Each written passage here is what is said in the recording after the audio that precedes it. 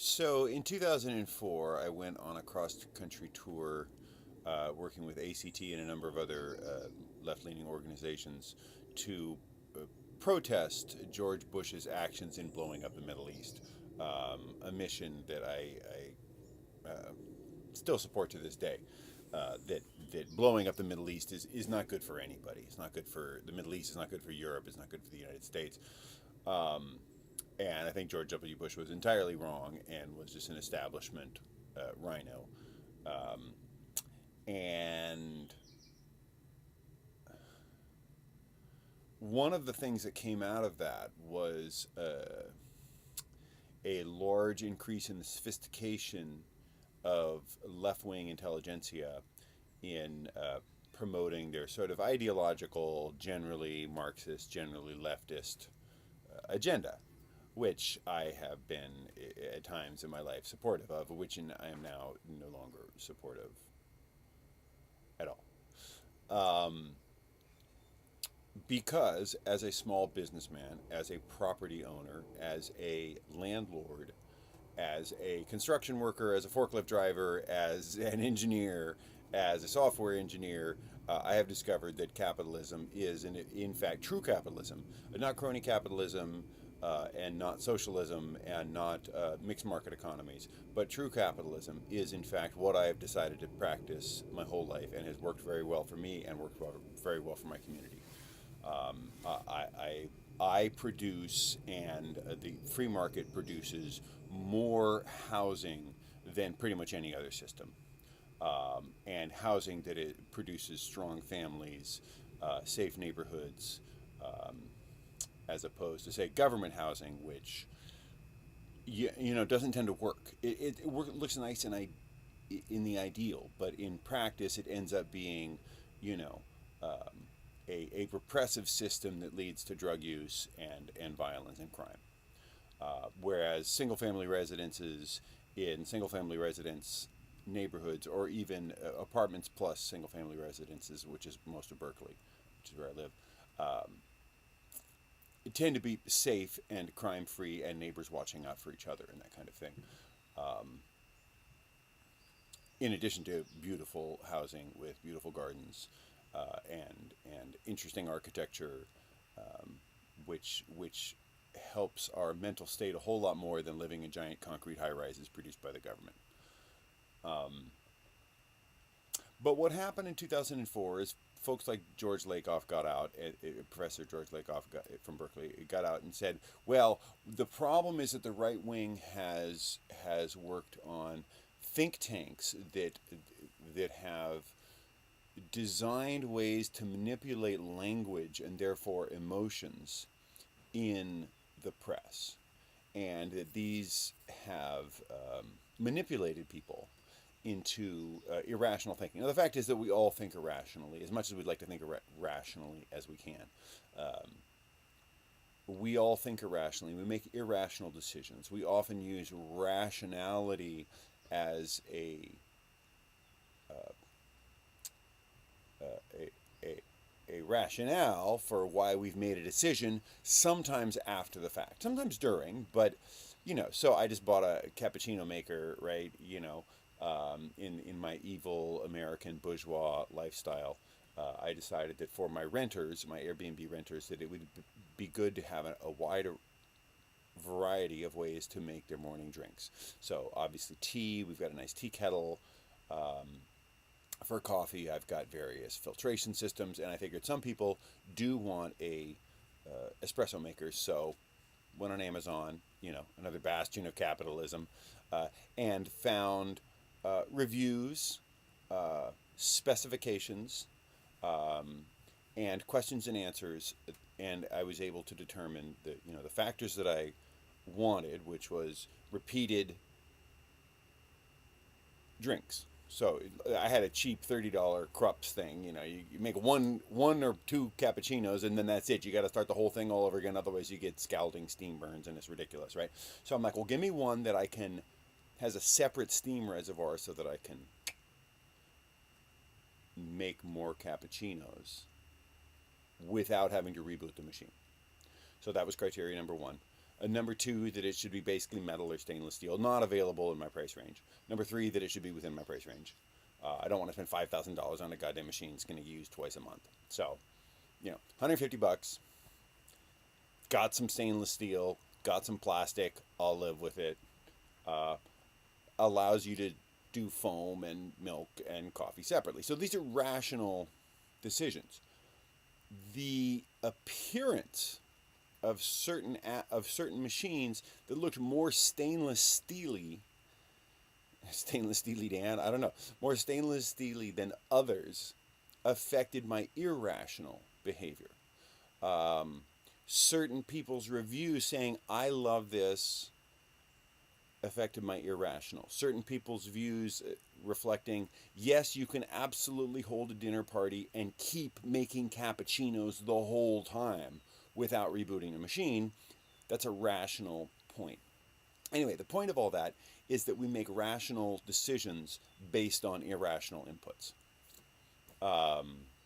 So yes, the political language can be skewed with irrational arguments to make you think that you are rationally choosing left, right, conservative, liberal, blue, red, whatever, based on identity, irrational feelings, buzzwords, and in George Lakoff's argument, it is the appeal to visuals and values, and a number of other things that skew us towards a particular argument.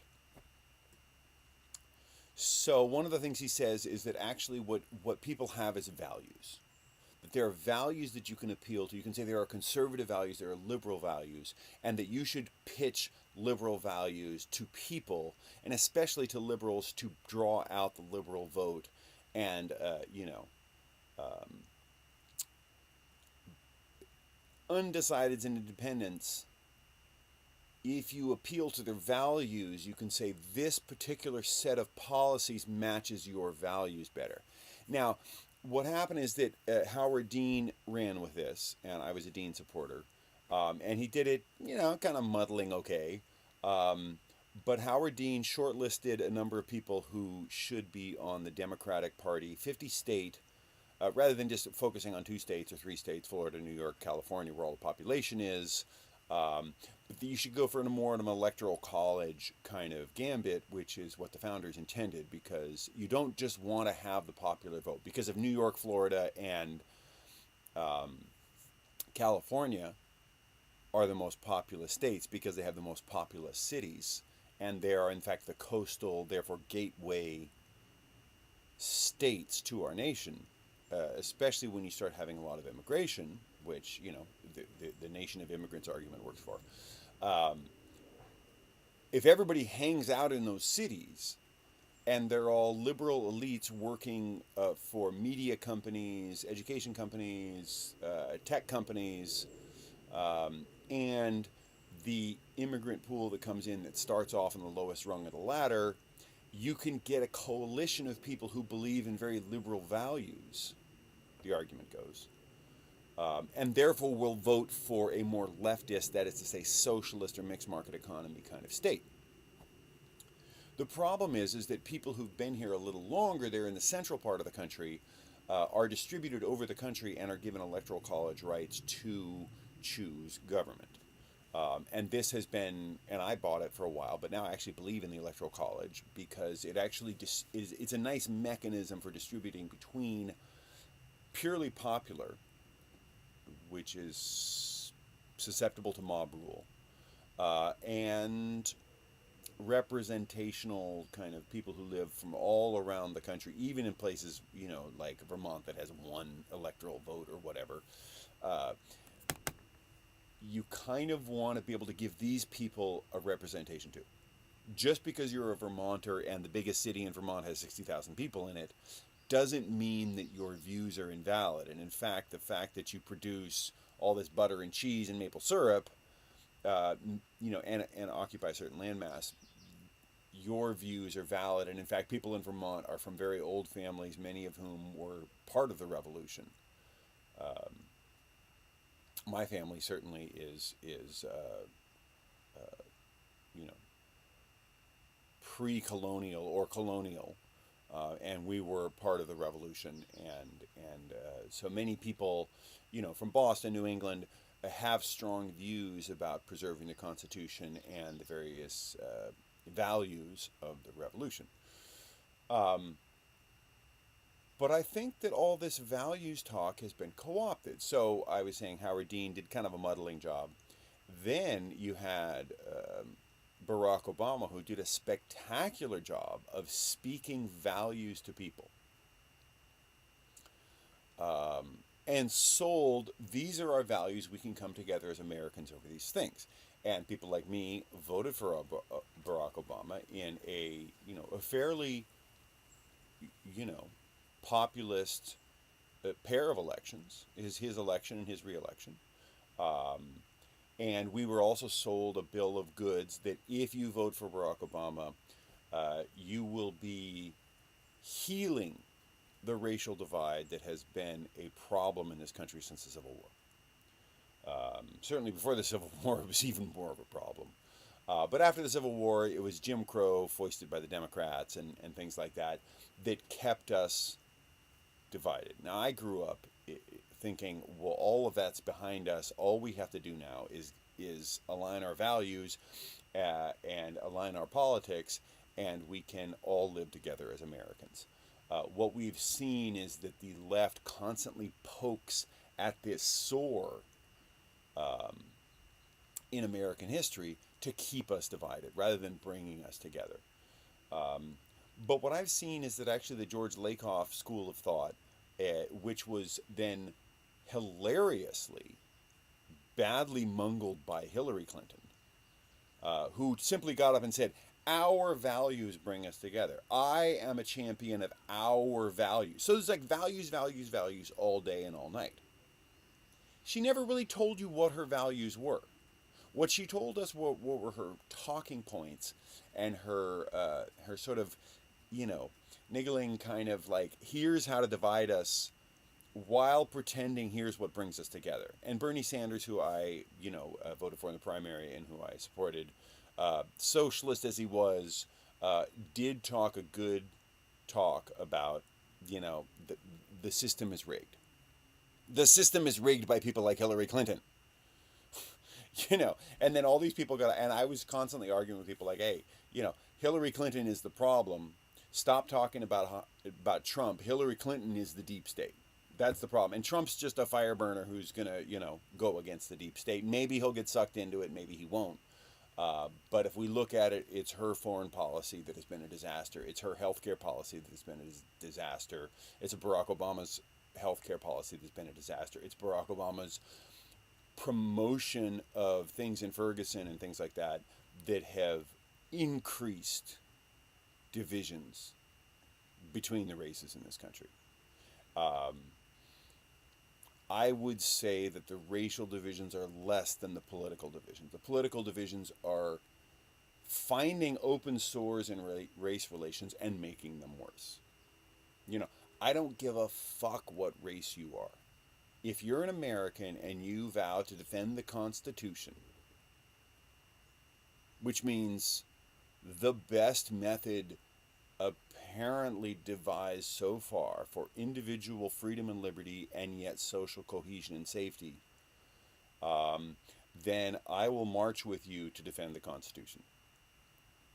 And I will fight with you to defend our liberty and our freedom. And I don't give a fuck what race you are. And I don't care a fuck what country you come from. If you come here and say, America number one, I want liberty and capitalism and freedom, come on in. Let's work together. Let's fight together. Let's defend this country, right? What happened was Hillary Clinton got up and started saying values, values, values, values, without really saying what those values were. And I think the whole thing is bullshit. And this is my point. All people basically have the same values, right? It's always about the children, right? Well, guess what? Everybody wants to do it for the children, okay? We all want freedom and individual liberty. Yeah, everybody wants that.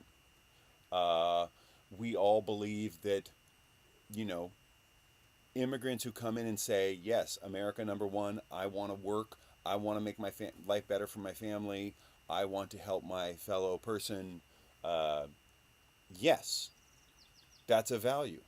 And if you're an immigrant with that value, we welcome you, right? Why not? We know that cities are experiencing urban flight. So if you want to come into the city and help build it up, come on in, right? If you want to come here and start talking about Al Qaeda and blowing up buildings and shit, maybe not, right? Or if you want to come in and start mowing over people in rental vans, maybe not. So we have a right to be reticent, and we have a right to defend immigrants as part of our values. Where we start breaking down, okay, so what did I say? Everybody loves babies, everybody loves children. Actually, most people are pro-immigrant. Um, Everyone wants rule of law. Everyone wants safety. Everyone wants democracy. Everyone wants representational government. Everyone wants freedom of business. Everyone wants the freedom to invest in whatever they want. Everyone wants to make sure that their children have a better life than they had. Everyone wants everyone to get progress. Where you differ is in strategy, which is to say policy, implementation. So if a particular party of communists say we are the progressives because we want progress, well, then they get to define what progress is. I say progress is your children's generation does better than you. That's true progress. But saying that, you know, this particular divisive slice of society gets to do better than that one, that's progress? No. That's government sanctioned social engineering. I've noticed that population X has not historically done as well as population Y, so I'm going to give affirmative action or government loans or something to population X. Well, we have a problem in the Constitution, which we should all swear to defend and uphold, says that we have equal protection under the law. So if you actually have a law that benefits a certain population, that may be expedient, but it's not equal protection under the law, and therefore you're not supporting the Constitution. So if we get back to values, what do we value? We value college being affordable. We value community college. We value state-sponsored college. We value the freedom of private colleges to exist in a mashup of private and public institutions. That's been going on in this country since the 1700s. We've had public schools at the local level. We've had private schools at all levels. And we've had federally and state-funded, more like state-funded educational institutions. What I'm finding is that a lot of the public institutions are failing.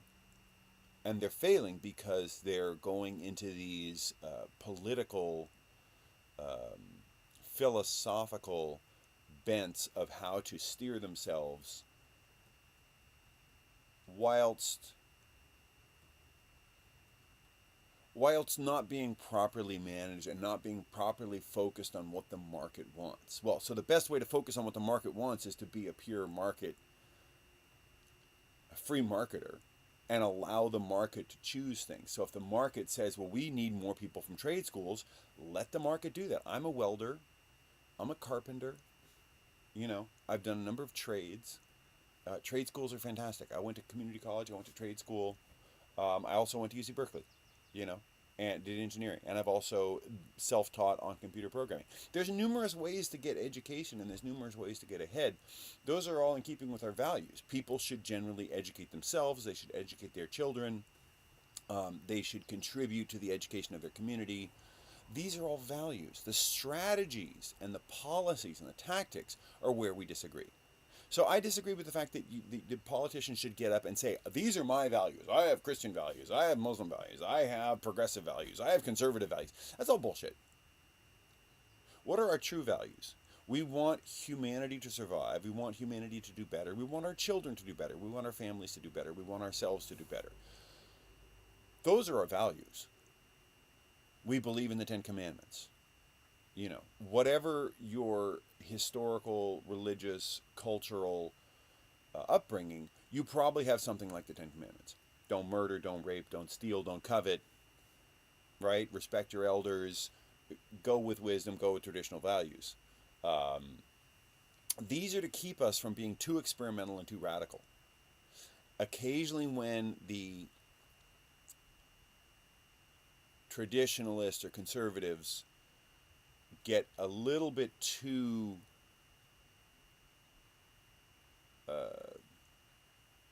I don't know, sequestered and loopy in their well, we should just hold the system, and and they start violating basic rights as spelled out in the first 10 amendments, the Bill of Rights.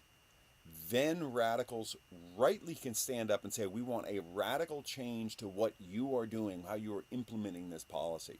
You are not fulfilling the freedom of speech, the freedom of self-protection, the freedom to bear arms, the freedom against unreasonable search and seizure, the freedom to practice religion, the freedom from having a state-established religion, freedom of the press to say whatever the fuck they want, even if it's fake news. The freedom of free speech for someone to get up and say, I like Nazism, right? Well, let's hear what you have to say in favor of Nazism, and it'll turn out that you're a fucking rube and you don't know what you're talking about, and nobody supports your values. That's what freedom of speech is.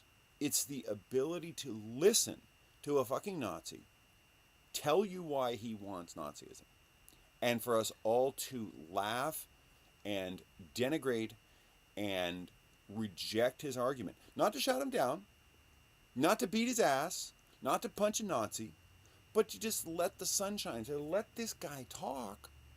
And you'll realize, Alex Jones did an interview with what the fuck is his name? The guy everyone's supposed to, deny, but who somehow through mainstream media is constantly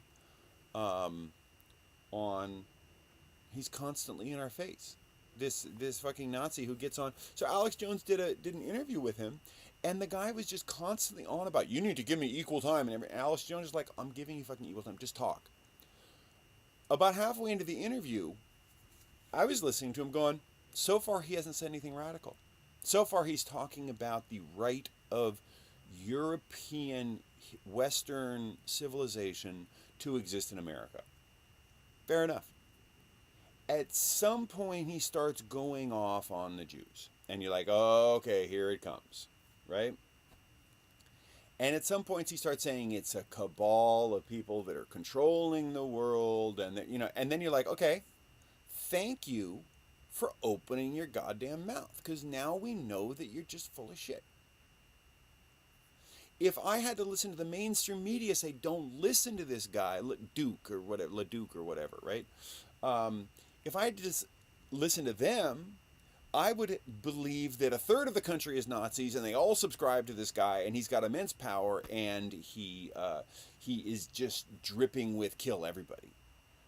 Well, he's not, but he's still a boob, right? And he actually, if you listen to him, we don't share his values or his policies or his tactics.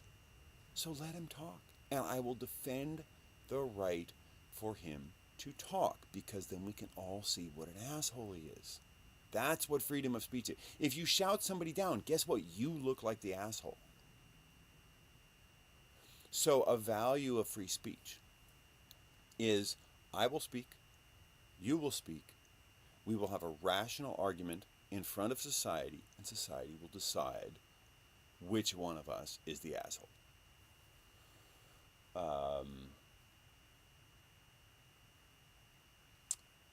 The other problem, and so this is I never understood this growing up. The people who say, and I think this was a French philosopher who said this originally, I will defend your right to say whatever heinous shit you want to say to the death. Because if we don't have free speech, if we don't have a rational Western argument, Socratic argument, then we actually can't rationally decide who's right. So yeah, we got to let Nazis speak.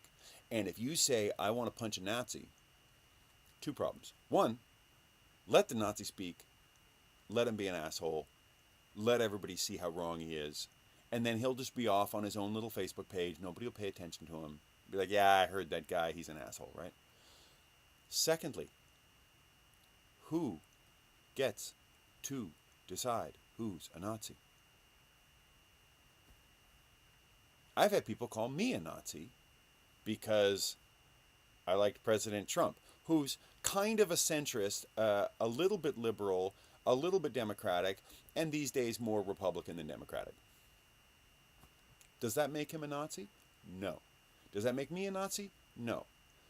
I can defend my position because I have free speech, and I can explain to you the values that I believe in, the policies that I believe in, the strategies and tactics I believe in, and you can, maybe he is, maybe it, right? If someone just says I'm a Nazi and comes and punches me, that kind of makes them a fascist. So if you claim the right to be able to punch a Nazi, that means you claim the right to be judge, jury, and executioner over people you don't like. That's fascist, right? That's, we don't need a court. We don't need a system of laws. We don't need a rule of law. We don't need a trial. We don't need the court of public opinion. We don't need the court of a legal, structured civil or criminal court. We're just going to proclaim that you're a Nazi. Now we can execute and punch you. That's fascist.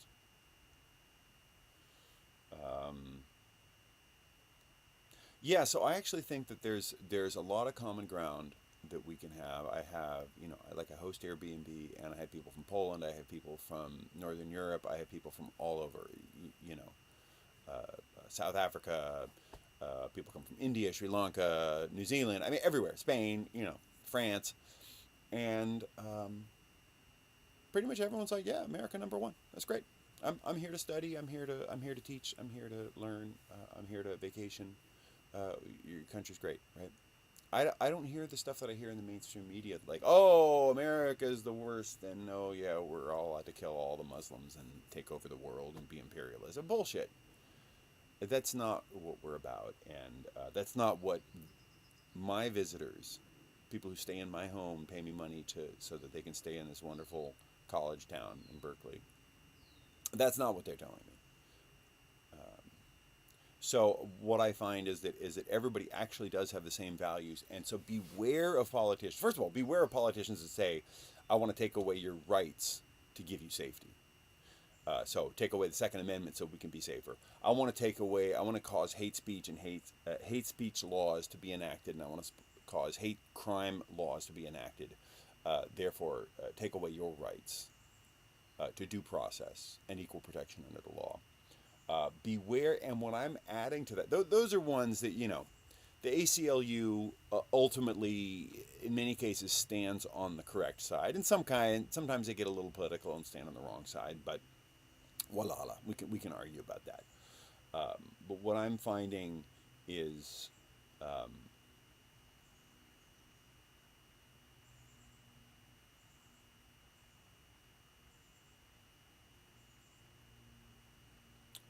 there is another category to beware.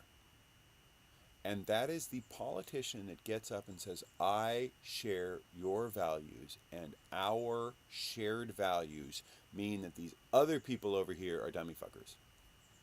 We are right, they are wrong. That in itself is a value that says, I do not value free speech, or I do not value diversity of opinion. And these people you should be extremely aware of. And you should be very careful with. To the extent that people say, be afraid of all immigrants, they're wrong. To the extent that people say, well, let's look at the numbers, and let's look at the policies, and let's have legal immigration versus illegal immigration, that's a policy dispute, and you can talk about it or not, but it's not a violation of basic American values. Basic American values are, if you are willing to say America number one, and you are willing to abide by our laws, and you're willing to work hard, come on in, right? So you can start separating values from implementation. And what you often see is that what I've seen since doing my red pill journey is that the uh, the values of those who say, "Oh, well, we have to stand up for our values and our communities and blah blah blah," they're picking at wounds and open sores and divisions in the culture because they have an underlying value that's very different. They're saying we want European style socialism, but what they're really saying underneath, when you actually dig deep, you'll find that a lot of them are just straight up communists. Um, Michael Moore is a straight up communist. He lives in $1 million mansions, and if you listen to his interviews, he will just come out and say, "No, this is wrong. We need equal distribution of income. We need this and that and the other thing." And then when actually pushed on it, he'll say, "Yeah, communism's not so bad. I wish we should have more communism here, right?" Um, Communism is actually a system, is a value of there should not be a meritocracy. There should not be, you should be able to get ahead. You should be able to do better for your family. It's everybody should have the same outcome, regardless of their skills or what they've been handed by their society or by their family. Um, Now, certainly no smart, able, successful people want other people to be in pain or to suffer harm. That does not mean, you know, that we want to harm these people. It means that when you look at societies that are based on freedom of choice and freedom of business and freedom of association and freedom of criticizing the president, hey, anybody who wants to get up and say Trump is an asshole, I will also defend your right. You're wrong, but I will defend your right to say that because without you, we're not Americans. Since the fucking beginning, it has been an American birthright to criticize the president. There are other countries where if you criticize the president, your ass goes to jail. So we can all be proud of this value that we have the right to criticize the Grand Poobah. That's our right. That's how you show that you're an American. It's just they fuck the president, right? Good for you. Um, but when the president has a good point to make, maybe instead of going so apoplectic, you go, well, he's right on this one, right? But no, when you see that people who will never agree with Trump on anything, you realize that they're ideologically motivated and probably what they want is some sort of communistic, socialistic thing, right? We want all people to have the same income. We want men and women to have the same income. We want blacks and whites to have the same income, regardless of how much each individual has struggled to put himself through college, to behave properly, to not do drugs, to obey the law. All the things that we agree on. Obeying the law is generally a value. And what you find is there are certain people who are saying, no, revolution is a value.